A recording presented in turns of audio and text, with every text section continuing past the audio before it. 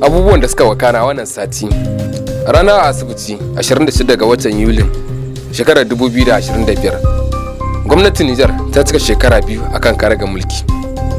Kuma gwamnatin ta ayyana wannan rana a ranar samun yancin kai ga kasar. An kuma yi bikin ranar ta hanyar yin addu'o'i ga kasar na samun zaman lafiya tare da sauke alkurani mai sarki a sassai daban-daban da kuma jihohin da ke a cikin kasar.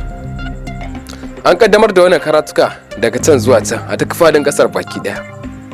Kuma an yi kira da mutane da su mai da hankali wajen ci gaba da yin addu'ar ga kasar na ganin kasa ta tashi lafiya ta kwana lafiya.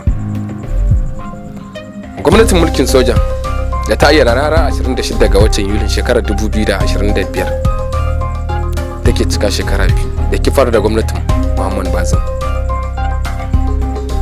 An ayyana ranar ne a zama wata ranar samun 'yancin kai ga al'ummar kasar.